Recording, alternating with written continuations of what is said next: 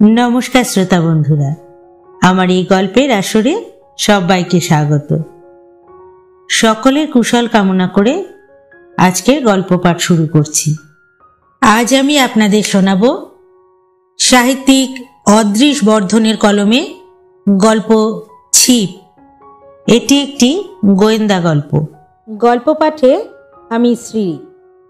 গল্পটি শেষ পর্যন্ত শোনার জন্য সকলের কাছে অনুরোধ রইল। ভালো লাগলে অবশ্যই একটা লাইক করবেন আর আমার চ্যানেলটিকে সাবস্ক্রাইব করে আমার সহযোগিতা করতে কিন্তু ভুলবেন না। ইতিমধ্যে যে সকল শ্রোতা বন্ধুরা আমার চ্যানেলটিকে সাবস্ক্রাইব করে আমার পাশে আছেন তাদের সকলকে অসংখ্য ধন্যবাদ। শুরু করছি আজকের গল্প ছিপ। কলোনির অন্যান্য লোকেদের কাছে শুনেছিলাম অতীতের বোম্বাইয়ের গোয়েন্দা বিভাগের একজন উচ্চপদস্থ অফিসার ছিলেন বৃদ্ধ মৃগাঙ্কবাবু। এই কথা শোনার পর থেকেই তার সঙ্গে ঘনিষ্ঠ হওয়ার বাসনা আমার মনে জেগেছিল। বয়সের বিরাট ব্যবধান থাকলেও তার অত্যন্ত ঘনিষ্ঠ বন্ধুর পর্যায়ে আমি পৌঁছেছিলাম। আমার পরিচয় সম্বন্ধে তিনি শুধু এইটুকুই জানতেন যে আমি দেবব্রত ব্যানার্জি, কলকাতার ব্যাংকের একজন কেরানি। স্বাস্থ্য পুনরুদ্ধারের আশায় এসেছি সমুদ্র তীরবর্তী এই স্বাস্থ্যকর কলোনিতে। কোনোদিনও ঘুণাক্ষরেও অনুমান করতে পারেননি বর্তমান ভারতের শ্রেষ্ঠ গোয়েন্দা প্রবরদের অন্যতম আমি শ্রী প্রশান্ত লাহিড়ী ছদ্মনামে স্বাস্থ্য ফেরাতে এসেছি এখানে।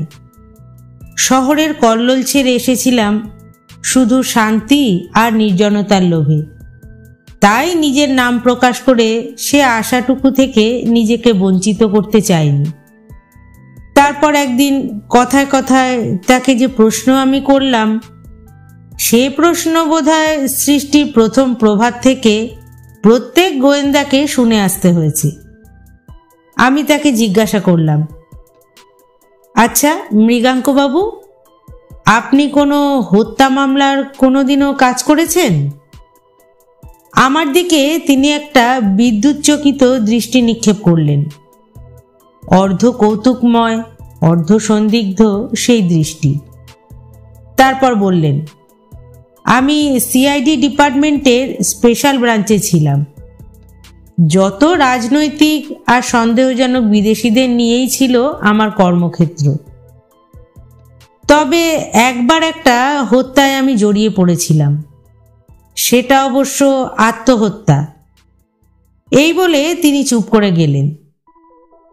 তার চোখের তারা দুটি ঝিকমিক করে উঠল। তারপর বললেন, আপনাকে সে সম্বন্ধে আমি পরে একটা অদ্ভুত কাহিনী বলবো। এর হপ্তাখানেক পরে অপরাহ্নে চা পানের পর আমরা বারান্দার ইজি চেয়ারে বসেছিলাম। তিনি বিষণ্ণ শান্ত চোখে সমুদ্রের তরঙ্গ নৃত্য দেখছিলেন। মুখটা বিষাদাচ্ছন্ন, চোখের দৃষ্টিতে কেমন জানি উদাস ভাব মাখানো।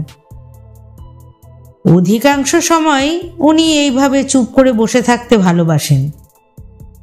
আমিও বসেছিলাম চুপ করে। এক সময় আস্তে আস্তে বললাম, মৃগাঙ্কবাবু, আপনি একদিন বলেছিলেন একটা আত্মহত্যার কাহিনী শোনাবেন। যেন চমক ভাঙল মৃগাঙ্কবাবু। পাইপটায় তামাক ভরে নিয়ে আবার তাকিয়ে রইলেন স্থির চোখে। দৃষ্টিকে পাঠিয়ে দিলেন বহু দূরে আকাশের কোলে, যেখানে অস্তগামী সূর্যের অপূর্ব সুষমায় আকাশ রাঙা হয়ে আছে।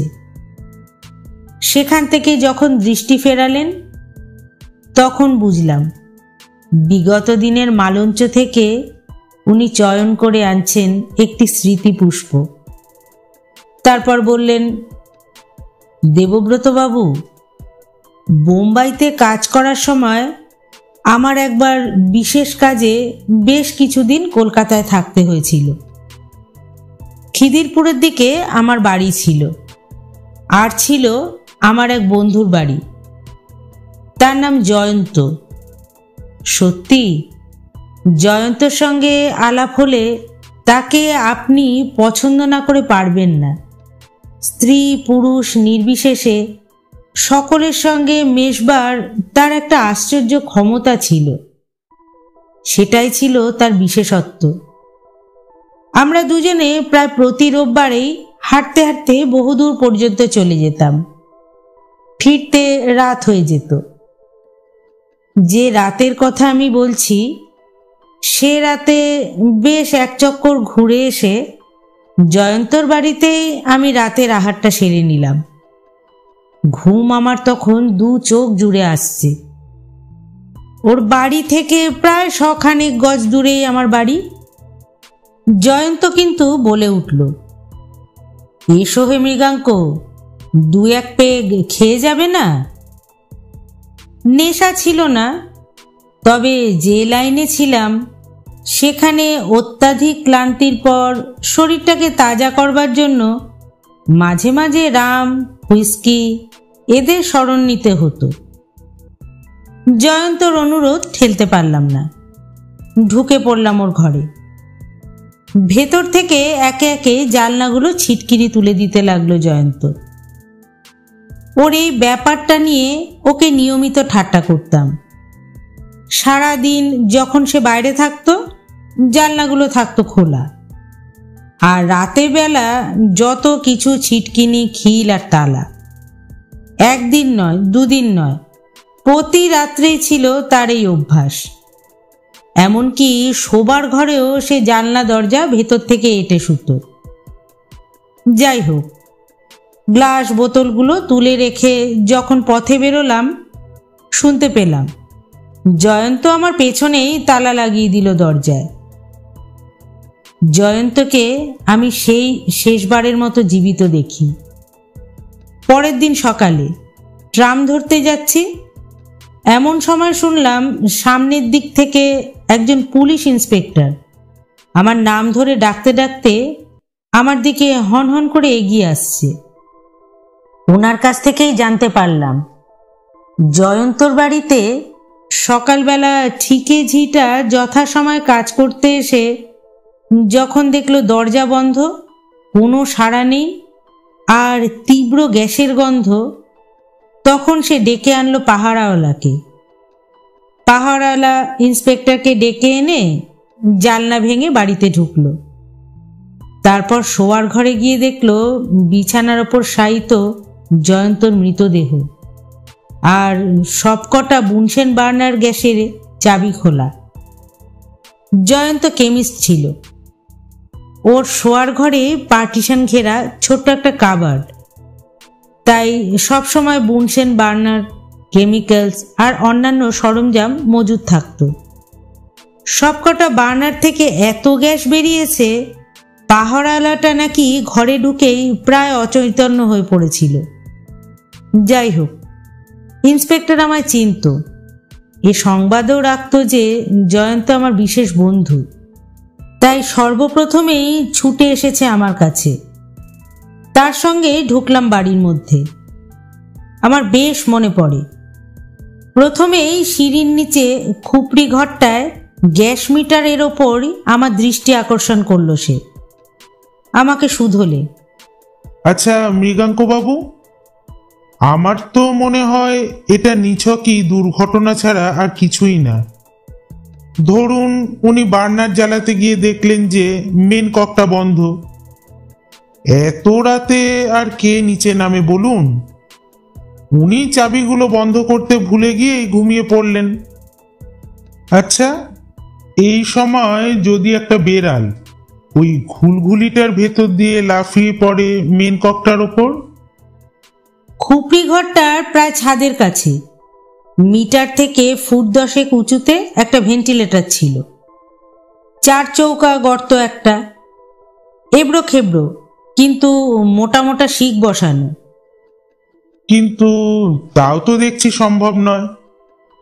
হতাশভাবে মাথা নাড়তে থাকে ইন্সপেক্টরটি। যদিও মেন ককটা খুবই আলগা, কিন্তু একে খুলতে হলে তো দেখছি উপর দিকে পাক দিতে হয়। মৃতদেহটার দিকে তাকানো যাচ্ছিল না। দুঃখিতভাবে ইন্সপেক্টরটি বলল, চমৎকার মানুষ ছিলেন জয়ন্তবাবু, কিন্তু আত্মহত্যা করলেন শেষে।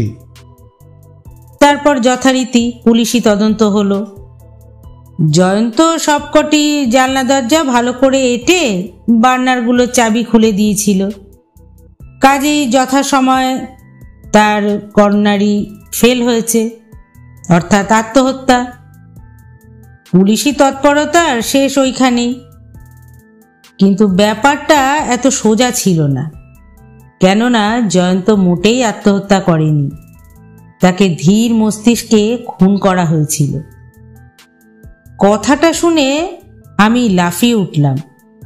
বৃদ্ধের বাচনভঙ্গিতে আমি এমনই বিস্মিত চকিত হলাম যে মুখ দিয়ে অজ্ঞাতসারেই বেরিয়ে এলো, খুন? কেমন করে?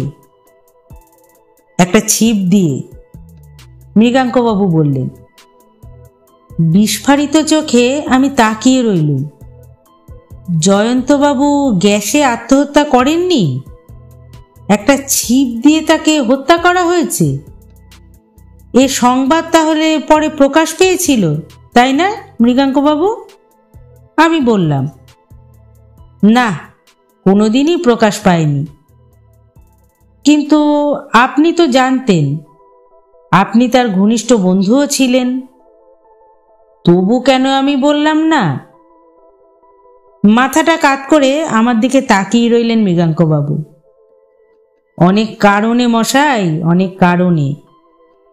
এত বড় একটা সত্য কোনো সিআইডি অফিসারের চোখ এড়িয়ে যাওয়া একটা অসম্ভব ব্যাপার, তাই আমারও যায়নি। কিন্তু জয়ন্ত মৃত, তার হত্যাকারীকে ফাঁসি কাঠে ঝোলালে কি আর সে ফিরে আসবে? তাছাড়া আমি নিজেও একটা সিদ্ধান্তে এসেছিলাম যে তার যতটুকু প্রাপ্য ততটুকু সে পেয়েছে। কিন্তু আপনার ক্লু কি? প্রশ্ন করলাম আমি। মৃগাঙ্কবাবু বললেন, ক্লু খুঁজতে গেলে আরো 6 বছর পিছিয়ে যাওয়া দরকার, বুঝলেন দেবব্রতবাবু? আর একজনের লোকের প্রসঙ্গে তাহলে আসা দরকার। তার নাম এখনো পর্যন্ত অবশ্য আমি উল্লেখ করিনি। জয়ন্তর বন্ধু সে। তার নাম, না, তার নামে কোনো প্রয়োজন নেই। তার সন্তান এখনো জীবিত। ধরা যাক তার নাম ছিল তন্ময়। আমার সঙ্গে জয়ন্তর আলাপ যতদিনের, তন্ময়ের সঙ্গেও জয়ন্তের ঘনিষ্ঠতা প্রায় ততদিনেরই। জয়ন্তর মৃত্যুর 6 বছর আগে পর্যন্ত তাদের সে ঘনিষ্ঠতা অম্লান, অক্ষুণ্ণ ছিল। ওই সময় তন্ময়ের বিবাহ হয়, আর তারপর থেকেই আমাদের দেখা সাক্ষাৎ হতো কশ্চিৎ কদাচিৎ। আমরা? বেশ বিস্ময়ের সঙ্গেই আমি জিজ্ঞাসা করলাম, আমরা মানে? আমরা বলতে আপনি কাদের বোঝাতে চাইছেন? মাথা নত করে সায় দিলেন মৃগাঙ্কবাবু। আমরা মানে 3 বন্ধু, আমি, তন্ময় আর জয়ন্ত। ব্যবসার কাজে কখনো কখনো তন্ময়কে কলকাতার বাইরে গিয়ে বেশ কিছুদিন থাকতে হতো। তা সত্ত্বেও সে সময় যখনই আমরা কোনো ছুটি পেয়েছি, 3 বন্ধু মিলে একসঙ্গে উপভোগ করেছি সে ছুটি। এমনই নিবিড় বন্ধুত্ব ছিল আমাদের। কিন্তু বিয়ের পর থেকেই তন্ময় তার অবসর সময় কাটাতে শুরু করলো তার নবপরিণীতা তরুণী ভার্যার সাথে। আর সত্যি, তন্ময় তাকে ভালোবাসতেও খুব। সমস্ত হৃদয়টা সে যেন স্ত্রীর হাতে সঁপে দিয়েছিল। সংযত স্বরেই কথা বলছিলেন মৃগাঙ্কবাবু, তবুও সে শব্দগুলো উচ্চারণ করার সময় তার গলা যেন ঈষৎ কেঁপে উঠল। বলে চললেন উনি, নিজের সমস্ত সত্তা দিয়ে এরকম গভীর ভালোবাসা বড় একটা দেখা যায় না। স্ত্রীকে তার অদেয় কিছুই ছিল না। স্ত্রীর সামান্য শরীর খারাপ হলেও চিন্তায় তার নিজের শরীরও যেন অসুস্থ হয়ে উঠত। প্রথম যৌবনের সে ভালোবাসায় কোনো মলিনতা, কোনো স্বার্থ ছিল না তার। আর তার স্ত্রীর, তিনিও ভালোবাসতেন। ভাবলেশীন কণ্ঠে বললেন মৃগাঙ্কবাবু। সত্যই স্বামীকে ভালোবাসতেন তিনি, তবে তন্ময়ের মতো নয়। তন্ময় যেন নিজের হৃদয় দিয়ে তাকে দেবীর মতো আরাধনা করত, আর তিনি শুধু তাকে ভালোবাসতেন। কি সুন্দর! কিন্তু তবুও তাদের এই সুখের পথের শেষে অপেক্ষা করছিল একটা শোচনীয় বিয়োগান্তক ঘটনা, একটি শিশু। আর সূত্রপাত হলো যত অনিষ্টের। জমে মানুষে টানাটানি চলল। ডাক্তারেরা মৃত্যুর দুয়ার থেকে ফিরিয়ে আনলেন তন্ময় স্ত্রীকে, কিন্তু শিশুটিকে বাঁচাতে পারলেন না। যাওয়ার সময় ডাক্তারেরা তন্ময়কে সতর্ক করে দিয়ে গেল, আবার যদি তিনি গর্ভবতী হন তাহলে পৃথিবীতে তাকে আর কেউ ধরে রাখতে পারবে না। আপনার বোধহয় শুনতে ভালো লাগছে না, না দেবব্রতবাবু? জীবন আর মৃত্যু অতি সাধারণ নিত্যনৈমিত্তিক ঘটনা, আর তবুও। আমি বললাম, আপনি থামবেন না মৃগাঙ্কবাবু, আমার ভালোই লাগছে। গলাটা পরিষ্কার করে নিলেন মৃগাঙ্কবাবু। দূরে দিগন্ত রেখার দিকে উদাস দৃষ্টি মেলে ধরলেন। আমার আর কটা বছরই বা পরমায়ু। যাক, তন্ময় ডাক্তারের সতর্কবাণী কোনোদিনই ভোলেনি, কিন্তু তার স্ত্রীর ভালোবাসায় বুঝি মালিন্য এসেছিল, তাই তার পরের শিশুটি তন্ময়ের ছিল না। সতর্কবাণীও ব্যর্থ হলো না। চোখের ইঙ্গিতে মৃগাঙ্কবাবু বাকি কথাটা শেষ করে দিলেন। তন্ময়বাবু জানতে পেরেছিলেন প্রকৃত পিতাকে? না, তখনও নয়। সে সময়ে ডাক্তাররা শিশুটিকে রক্ষা করতে সমর্থ হলো।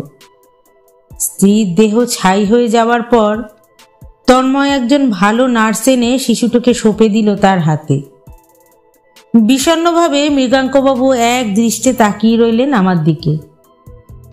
এরপর সব গল্পে যেরকম লেখে, এই ক্ষেত্রে কিন্তু তা হলো না। তন্ময়ের উচিত ছিল শিশুটিকে দেখবা মাত্র ঘৃণায় সরে যাওয়া। ও শিশু তো আর তার নয়, আর ওর জন্যেই তো তাকে হারাতে হয়েছে তার স্ত্রীকে। কিন্তু কেন জানি না, শিশুটিকে না দেখলে সে থাকতে পারত না। যত দিন যেতে থাকে বয়স তার বাড়তে থাকে তার উপর তন্ময়ের স্নেহ। আর তারপরেই ঘটল অদ্ভুত ব্যাপার। বয়স বৃদ্ধির সঙ্গে সঙ্গে প্রকাশ পেল যে শিশুটির ডান হাতের চেয়ে বাঁ হাতটি অধিক তৎপর, অর্থাৎ সে ন্যাটা। আপনি হয়তো বলবেন, এতে আর এমন কি হয়েছে? কিন্তু কিছুদিন বাদে দেখা গেল আর একটি আশ্চর্য ব্যাপার। প্রশ্ন করবার সময় শিশুটি অদ্ভুতভাবে একটা ভ্রুকে বেঁকিয়ে ওপর দিকে তুলছে, অনেকটা এই রকম ভাবে। এই বলে উনি আমাকে দেখানোর চেষ্টা করলেন। তারপরে বললেন, না, আমার দ্বারা হবে না। যাই হোক, আমি কি বোঝাতে চাইছি তা নিশ্চয়ই বুঝতে পারছেন আপনি দেবব্রতবাবু। মাথা হেলিয়ে সায় দিলাম আমি। ওরকম সাধারণত দেখা যায় না। কতগুলো স্নায়ু যদি একসঙ্গে মিলেমিশে কাজ না করে, ওরকম ভ্রু বেঁকিয়ে প্রশ্ন করা সম্ভব নয়। যাই হোক, ঘটনাটা রীতিমতো ইন্টারেস্টিং। কিন্তু শিশুটির মধ্যে এই দুটো লক্ষণ আবিষ্কারের পর তন্ময়ের মনে নরকের আগুন জ্বলে উঠল। কারণ সে জানত তারই জানাশোনো একজন মাত্র লোকেরই এইরকম ভুরু তুলে প্রশ্ন করার অভ্যেস আছে, আর সে বাঁ হাতেই সব কাজ করে। আর জয়ন্তই সে পুরুষ, তার ঘনিষ্ঠতম বন্ধু। কিন্তু সে তো কোনো প্রমাণ নয়। অবশ্য প্রমাণ নিয়ে আমি এখানে আলোচনাও করছি না, ঈষৎ উষ্ণ স্বরেই বললেন মৃগাঙ্কবাবু।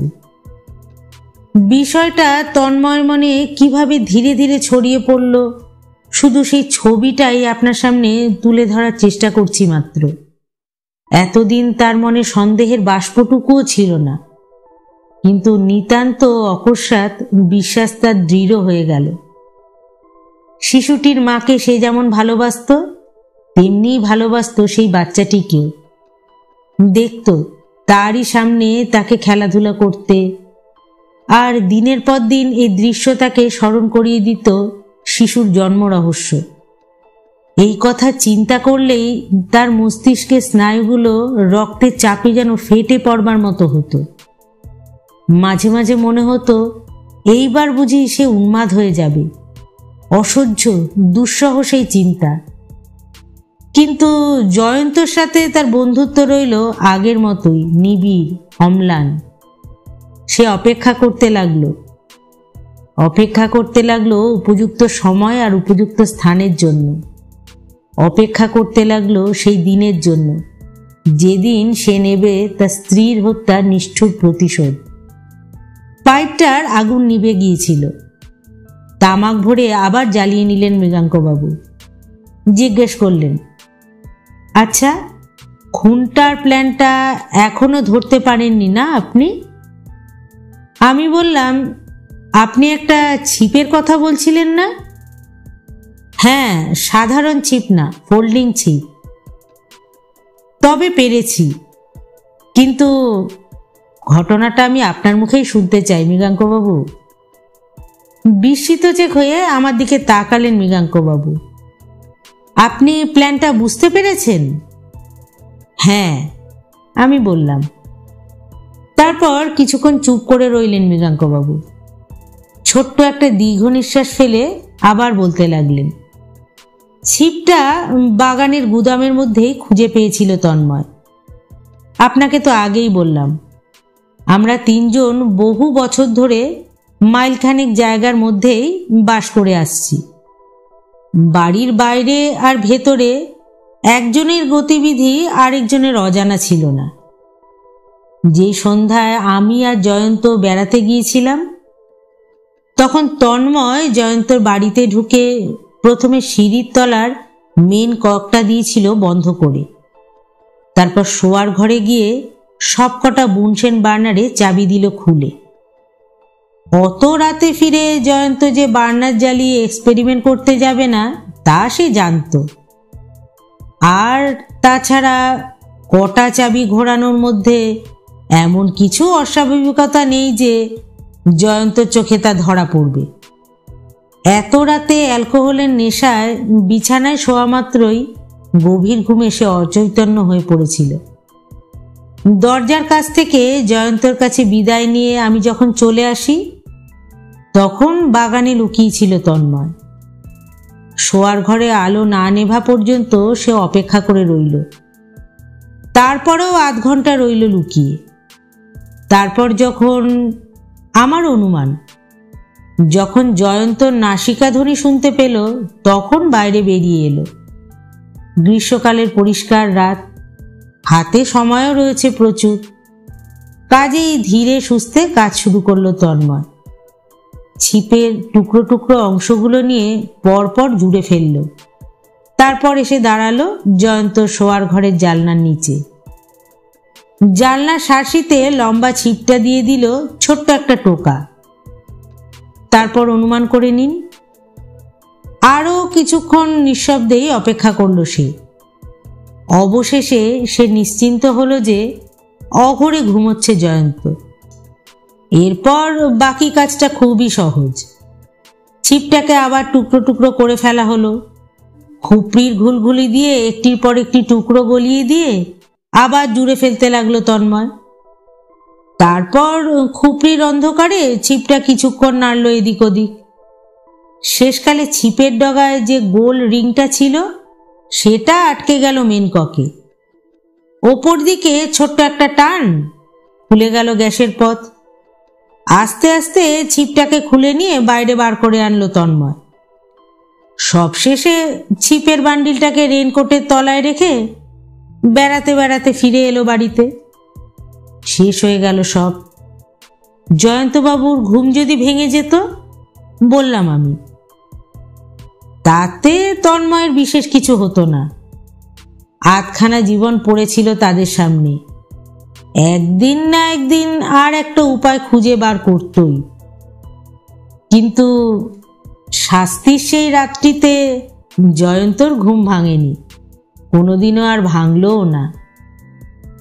এর প্রায় সপ্তাহ দুয়েক পরে বিকালের দিকে বেড়াতে বেড়াতে গেলাম মৃগাঙ্কবাবুর বাড়ি। কিন্তু চায়ের আসরে সেদিন তিনি আর একলা নন। একজন মধ্যবয়সী লাবণ্যময়ী সুশ্রী ভদ্রমহিলা তার পাশে দাঁড়িয়ে রয়েছেন। সীমান্তে অঙ্কিত তার সিঁদুরের রেখা। চলেই আসছিলাম, কিন্তু পেছন থেকে সমস্বরে ডাক দিলেন মৃগাঙ্কবাবু। আরে মশাই, চললেন কোথায়? বসুন। যেতে আর পারলাম না। মৃগাঙ্কবাবু হাসি মুখে বললেন, আলাপ করিয়ে দেওয়ার আর দরকার নেই, একটু আগেই আপনার কথা বলছিলাম। এই আমার একমাত্র কন্যা পদ্মিনী চ্যাটার্জি, শ্বশুরবাড়ির থেকে ছুটে এসেছে আমাকে দেখতে। উনি একদিনও তার কন্যার কথা উল্লেখ করেননি আমার কাছে, কিন্তু দুজনে মিলে আমায় এমন আন্তরিকভাবে অনুরোধ করতে শুরু করলেন যে তাদের নির্বন্ধ এড়াতে না পেরে থেকে গেলাম। কথাবার্তা শুনে বুঝলাম পদ্মিনী চ্যাটার্জি শ্বশুরবাড়ি থেকে প্রায় চলে আসেন এখানে। বৃদ্ধের জরা অঙ্কিত মুখে সেদিন কি অস্বাভাবিক উল্লাস আর আনন্দের প্রতিচ্ছবি দেখলাম। কন্যার সংস্পর্শে এসে যেন বেশ কয়েক বছর বয়স তার কমে গেছে। অনর্গল তিনি কথা বলতে লাগলেন। মুহূর্তের জন্য কন্যার উপর থেকে দৃষ্টি সরালেন না। দেখলাম পদ্মিনী দেবীও পিতান্ত প্রাণ। নিঃশব্দে এই স্নেহমধুর দৃশ্য যখন উপলব্ধি করছি, এমন সময় আমার ওপর চোখ পড়তেই হেসে ফেললেন পদ্মিনী দেবী। বললেন, আমাদের এই বকবকানি শুনে আপনি কিছু মনে করছেন না তো? অনেক দিন বাদে বাবার সঙ্গে দেখা হলো কি না, তাই। কিন্তু এখন তো দেখছি বাবা একজন সত্যিকারের সঙ্গী পেয়েছেন। আমার পক্ষে সেটা খুব বিপদের কথা। কৃত্রিম একটা দীর্ঘ নিঃশ্বাস ফেলে বললেন, তাই নয় বাবা? কথাগুলো বলে একটা সুদৃশ্য ভ্রু অদ্ভুতভাবে বেঁকিয়ে তুললেন ওপরের দিকে। আর তারপর লক্ষ্য করলাম তিনি চা ঢালছেন বাঁ হাত দিয়ে। গল্পটি এখানেই শেষ হলো। আশা করি আপনাদের ভালো লেগেছে। ভালো লাগলে অবশ্যই লাইক করবেন, শেয়ার করবেন, কমেন্ট করবেন, আর আমার চ্যানেলটিকে সাবস্ক্রাইব করতে কিন্তু ভুলবেন না। আবার আসবো আমি এইরকমই আরেকটি গল্প নিয়ে। ধন্যবাদ।